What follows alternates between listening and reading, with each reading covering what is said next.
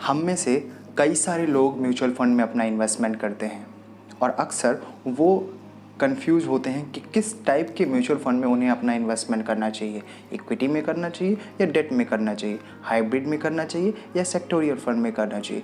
इन सारे फंड को लेके उन्हें कन्फ्यूजन होती है और अक्सर हम ये समझ नहीं पाते हैं कि किस टाइम पीरियड तक के हमें म्यूचुअल फंड्स को चूज करना चाहिए। नमस्कार दोस्तों, मैं हूं राहुल गुप्ता और आज के इस वीडियो में हम म्यूचुअल फंड्स के टाइप के बारे में समझेंगे। तो चलिए शुरू करते हैं।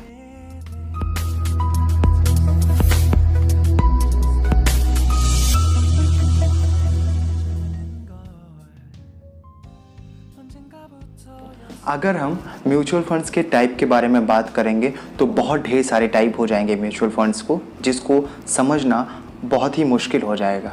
और ये मैं वीडियो इस वजह से लाया हूँ ताकि म्यूचुअल फंड्स के टाइप को मैं आपको अच्छे से समझा सकूँ, राइट।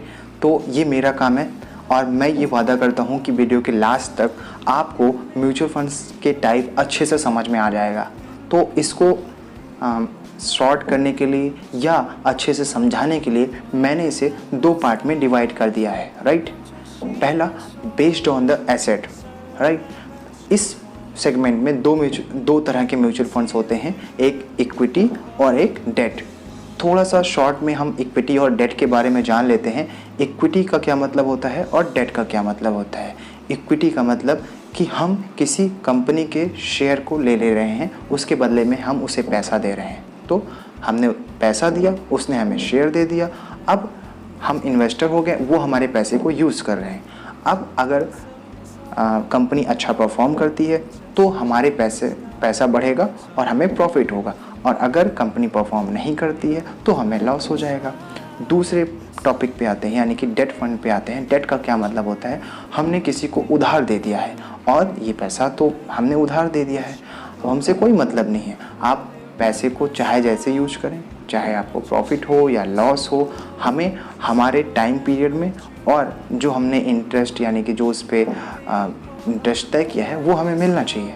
कैसे आप अपने किसी को उधार देते हैं, उधार देते समय आप पूछते हैं कि आप कितने समय के लिए उधार ले रहे हैं और क्या इंटरेस्ट देंगे हमें और कब हमारा पैसा वापस कर देंगे। तो आपने सपोज दैट कि 10,000 रुपये किसी को उधार दिया, उसने कहा कि मैं आपको 5 महीने बाद या 6 महीने बाद आपको दे दूंगा और आप मेरे से इसके बदले में 10% का इंटरेस्ट ले लीजिएगा। अब वो पैसा वो चाहे कुछ भी करे, राइट। अगर वो उससे हो सकता हो कुछ भी कर सके, वो अपना काम करे या उससे प्रॉफिट हो या लॉस हो, डजेंट मैटर, हमें हमारा पैसा 6 महीने बाद 10% के इंटरेस्ट के हिसाब से हमें चाहिए। तो ये हो गया हमारा डेट फंड। आई होप कि इक्विटी और डेट के बारे में थोड़ा सा जो है आपको बिल्कुल समझ में आ गया होगा। और अब हम चलते हैं हमारे दूसरे टॉपिक पे, यानी कि दूसरे बेस्ड ऑन द स्ट्रक्चर। इसमें बेसिकली ये जो दो चीज़ें मैं बताया हूँ ये आपको याद रखने हैं, और हर एक म्यूचुअल फंड्स जो मैं स्लाइड में बताऊँगा ये चारों चीज़ कॉमन होंगे। बेसिकली यही दो आपको याद रखना है, यही दो आपको समझना है, इक्विटी फंड और डेट फंड। इसलिए मैं बार बार फोकस कर रहा हूँ इस पर। इक्विटी फंड का क्या मतलब है कि इसके बदले में आपने किसी कंपनी को या किसी कॉरपोरेट को पैसा दे दिया है और वो आपको शेयर दे दिया है। अगर प्रॉफिट हो रहा है तो आपको प्रॉफिट होगा, लॉस हो रहा है तो आपको लॉस होगा। इसमें रिस्क भी ज़्यादा है, रिटर्न भी ज़्यादा है। इसमें क्या है कि इसमें रिस्क नहीं है, बहुत कम रिस्क है। आपने अपने पैसे को उधार दिया है, वो अपना चाहे जो करे। अब वो आपके 10,000 रुपये से वो 1 लाख बनाए या 5 लाख बनाए या कुछ भी बनाए, हमसे कोई मतलब नहीं है। हमें 6 महीने बाद हमारा पैसा चाहिए और 10% के जो इंटरेस्ट की बात हुई है वो चाहिए। तो ये आपका डेट हो गया। अब जो हम दूसरे टॉपिक की बात कर रहे थे, बेस्ड ऑन द स्ट्रक्चर, इसमें है ओपन एंडेड फंड और close ended fund. Open ended का क्या मतलब होता है ये जान लेते हैं। ओपन एंडेड का मतलब होता है कि हम अपने पैसे को कभी भी निकाल सकते हैं, कभी भी डाल सकते हैं। यानी कि जब हमारे पास पैसा आ गया, हमने इन्वेस्टमेंट और कर दिया, फिर पैसा आ गया, फिर इन्वेस्टमेंट कर दिया। जब अब हमें पैसे की ज़रूरत होगी तो हम अपने पैसे को निकाल लिए, फिर ज़रूरत हो गई फिर निकाल लिए। और क्लोज एंडेड में ऐसा नहीं है, वो एक टाइम पीरियड में आपका ओपन होगा, उसी में आपको जितना पैसा है लगाना है लगा सकते हैं। और वो एक टाइम पीरियड के लिए, यानी कि जब आपने पैसा लगा दिया है तो एक निश्चित टाइम के लिए 3 साल, 5 साल, 10 साल या ऐसे अमूमन 5 साल तक होता है, 3 से 5 साल तक पैसा क्लोज हो जाता है। यानी कि उसके बीच में आपने जो पैसा लगाया है उस पैसे को आप नहीं निकाल सकते, ये क्लोज एंडेड का मतलब होता है। तो बेसिकली हम इक्विटी और डेट को ही समझेंगे, ये भी उसके टाइप है, ये समझा दिया हूँ क्योंकि हर ये जो 4 चीज़ें मैंने बताया है, हर एक म्यूचुअल फंड्स आने वाले स्लाइड पे जितने भी म्यूचुअल फंड्स मैं बताऊंगा ये सारे कॉमन होंगे। और ओपन एंडेड फंड तो हर कोई म्यूचुअल फंड्स होता है, एक्सेप्शनल होता है जो क्लोज एंडेड होते हैं, उसमें टाइम बाउंडेशन होता है कि आप 3 साल के पहले अपने पैसे को नहीं निकाल सकते हैं। तो इसीलिए मैंने सोचा कि ओपन एंडेड और क्लोज एंडेड को म्यूचुअल फंड्स को बता दिया जाए, क्योंकि ये चारों चीज़ हर किसी म्यूचुअल फंड्स में कॉमन होती हैं। तो बेसिकली इसी इक्विटी एंड डेट से बहुत ढेर सारे फंड बनाए जा सकते हैं, कम और ज़्यादा करके या केवल इक्विटी या केवल डेट करके। तो चलिए जो मेन टाइप्स हैं म्यूचुअल फंड्स के, उसको हम स्लाइड के माध्यम से समझ लेते हैं, ताकि म्यूचुअल फंड में उसके बाद आपको कोई कन्फ्यूजन ना रहे, राइट। छोटा सा एक चीज़ मैं और बता देता हूँ कि इक्विटी फंड में आप जब इन्वेस्टमेंट करते हैं तो उसको ज़्यादा टाइम तक रखना होता है, और डेट फंड में जो टाइम पीरियड होता है 3 महीने, 6 महीने, 1 साल या 2 साल, उतने टाइम तक रखना होता है। तो जितना ज़्यादा इक्विटी रहेगा उतना ज़्यादा टाइम पीरियड तक रखना होगा आपको। तो चलिए आप स्लाइड पे चलते हैं, जितने भी मेन टाइप्स हैं म्यूचुअल फंड्स के वो समझ लेते हैं, और उसके बाद हमें कोई कन्फ्यूजन नहीं होगा म्यूचुअल फंड्स के टाइप में। अब हम आ गए हैं स्लाइड पे, और जैसा कि मैंने इसके पहले आपसे बात किया था और वहाँ पे इक्विटी और डेट के बारे में बताया था कि इक्विटी और डेट को मिला के कई ढेर सारे फंड बनाए जा सकते हैं, राइट। तो अभी हम यहाँ पे केवल इक्विटी फंड्स की बात करेंगे, ठीक है। तो चलिए शुरू करते हैं और देखते हैं कि कितने फंड्स हो सकते हैं। ऐसे तो बहुत सारे फंड हो सकते हैं, लेकिन अभी जो इम्पोर्टेंट होंगे, जो आप अक्सर सुनते होंगे, मैं उन्हीं फंड्स के बारे में बात करूंगा, ठीक है। तो पहले लार्ज कैप फंड हो गया, मिड कैप फंड हो गया, स्मॉल कैप फंड हो गया। इन्हें कैसे समझते हैं? लार्ज कैप फंड उन फंड्स को कहते हैं जिनका मार्केट कैपिटलाइजेशन 20,000 करोड़ से ज़्यादा का होता है। मिड कैप फंड्स उन्हें कहते हैं जिनका मार्केट कैपिटलाइजेशन 5,000 करोड़ से 20,000 करोड़ के बीच में होता है। और स्मॉल कैप फंड्स उन्हें कहते हैं जिनका मार्केट कैपिटलाइजेशन 5,000 करोड़ से कम का होता है, ठीक है। तो ये सारे तीनों के तीनों फंड्स इक्विटी मार्केट में ही अपना इन्वेस्टमेंट करते हैं।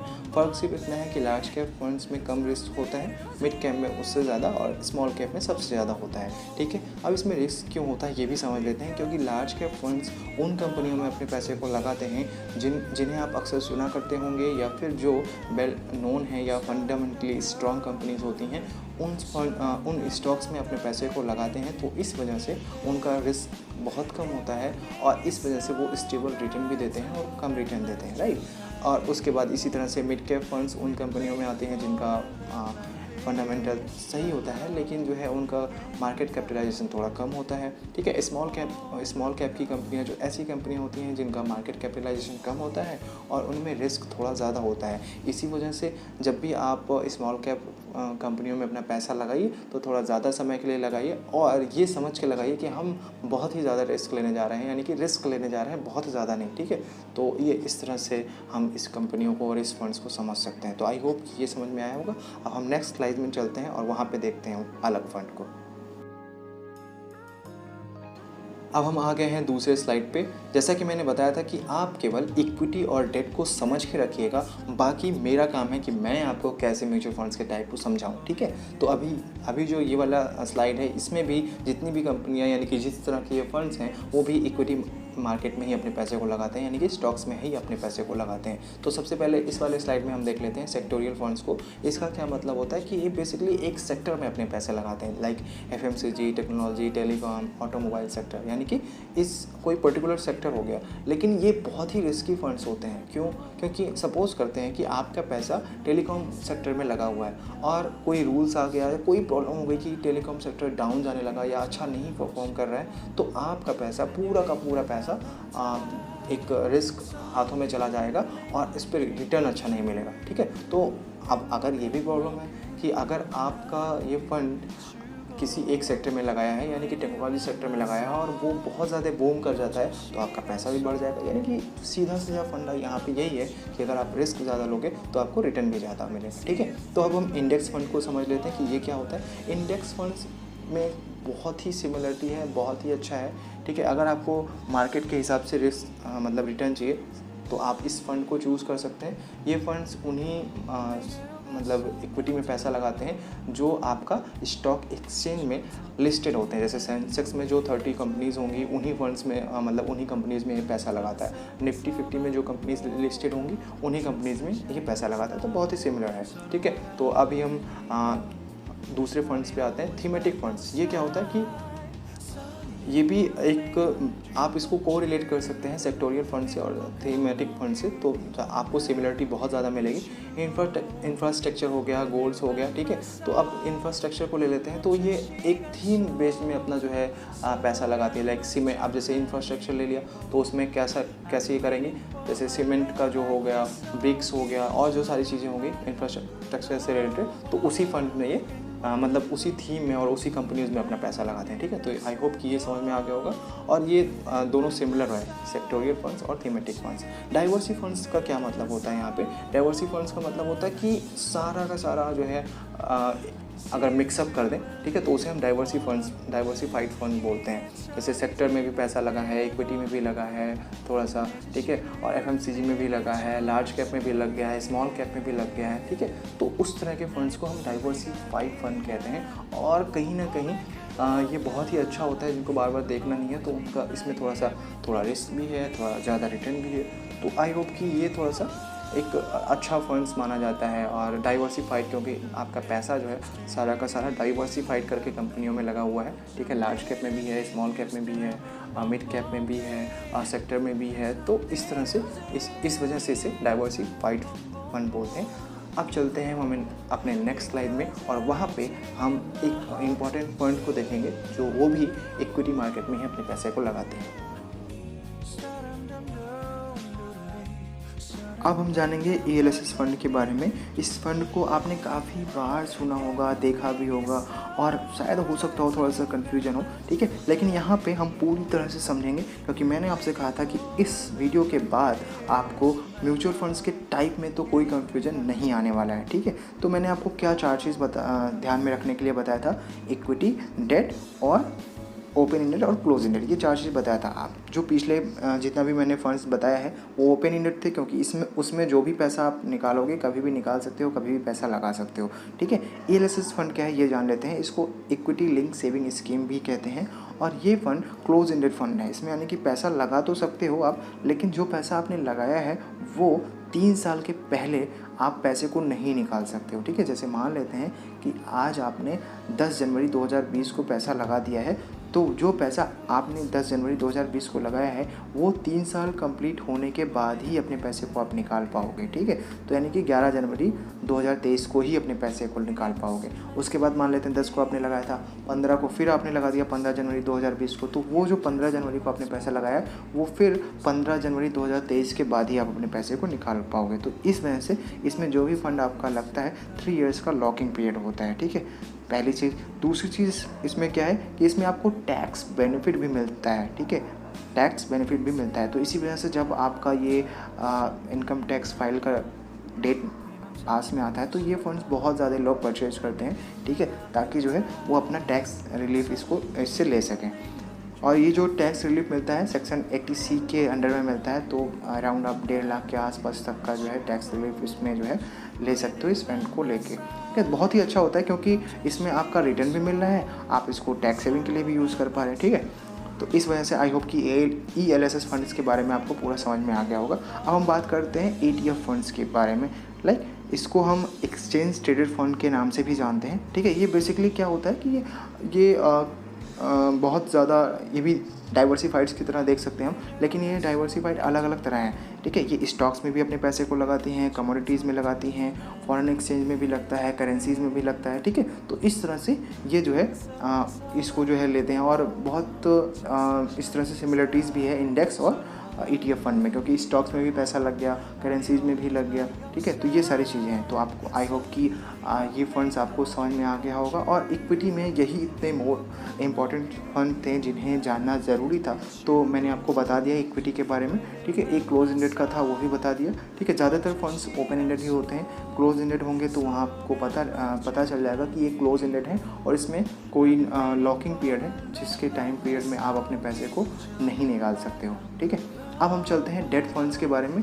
तो डेट फंड्स में कौन कौन से इंपॉर्टेंट फंड थे वो जान लेते हैं, और उसके बाद ये जो म्यूचुअल फंड्स के टाइप होंगे वो एंड हो जाएंगे, वो आप पूरा समझ लोगे। ठीक है, तो नेक्स्ट स्लाइड पे हम डेट फंड्स के बारे में जानेंगे।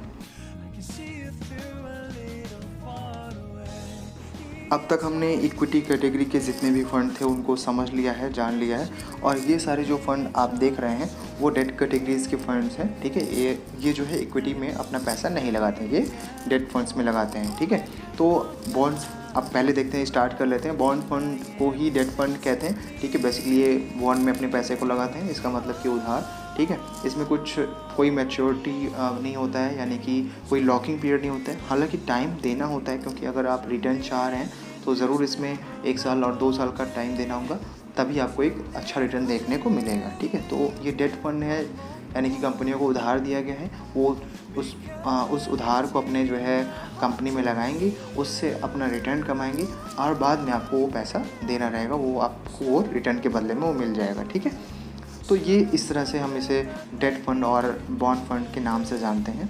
ठीक है, अब दूसरे फंड्स के बारे में आते हैं, लिक्विड फंड्स के बारे में के ऊपर आते हैं। यहाँ पे क्या होता है, लिक्विड फंड का मतलब ही होता है कि जिसमें लिक्विडिटी हो, जिसका मतलब कि आप अपने पैसे को कभी भी निकाल सकते हैं जब आपका मन करे। ठीक है, जब आपका मन करे कभी भी अपने पैसे को निकाल सकते हैं, इसी की वजह से इसको लिक्विड फंड भी कहा जाता है। एक तरह का बॉन्ड में ही अपना इन्वेस्टमेंट ये करते हैं, लेकिन अगर देखा जाए तो लिक्विड फंड में आप अपना इन्वेस्टमेंट 3 महीने तक करो या 1 साल तक करो तो अच्छा रिटर्न आपको देखने को मिल सकता है। लेकिन लिक्विड फंड का मतलब ही यही होता है कि हम अपने पैसे को वहाँ पे रख रहे हैं, और जब हमें रिक्वायरमेंट होगी तो हम अपने पैसे को निकाल लेते हैं।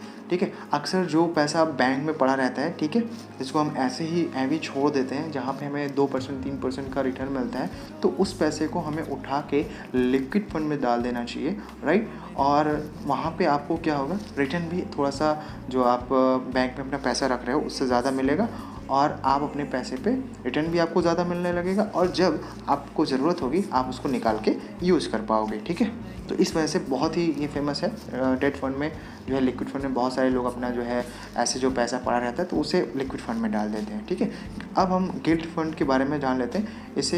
ये क्या होता है, ये भी एक डेट कैटेगरीज का फंड होता है, लेकिन ये उधार की मैंने बात किया था, ये गवर्नमेंट को उधार देती है। ठीक है, गवर्नमेंट इसको लेती है इस पैसे को, तो इस पे जो है आपकी सिक्योरिटी बहुत ज़्यादा बढ़ जाती है। ठीक है, कि हाँ ये पैसा तो हमें मिलेगा ही मिलेगा, तो इस पे जो क्रेडिट वाले रेटिंग एजेंसियाँ हैं ये ए रेटेड के इसको कर देती हैं, तो इसमें जो है रिटर्न आपको ठीक ठाक मिल जाता है। ठीक है, हालांकि ऑल ओवर डेट फंड में ही रिटर्न कम होता है, क्योंकि इसमें रिस्क कम है तो रिटर्न भी कम है। ठीक है, लेकिन क्या है कि ये थोड़े से अच्छे माने जाते हैं, यानी कि गिल्ट फंड थोड़ा सा अच्छा माना जाता है, क्योंकि ये गवर्नमेंट सिक्योरिटीज़ में अपना पैसा लगता है। ठीक है, अब इसी डेट कैटेगरीज में हम अलग के सेगमेंट में आते हैं, लॉन्ग टर्म, शॉर्ट टर्म और अल्ट्रा शॉर्ट टर्म बॉन्ड क्या होता है। हालांकि ये सारे डेट फंड हैं, फ़र्क सिर्फ इतना है कि इनका जो टाइम पीरियड है ना, मैच्योरिटी वाला, वो थोड़ा सा ज़्यादा है। ठीक है, वो डिफरेंस होता है। ठीक है, अल्ट्रा शॉर्ट टर्म बॉन्ड में आप अपना जो पैसा है 3 मंथ से 6 मंथ के लिए रख सकते हो, तो आपको अच्छा रिटर्न मिलेगा।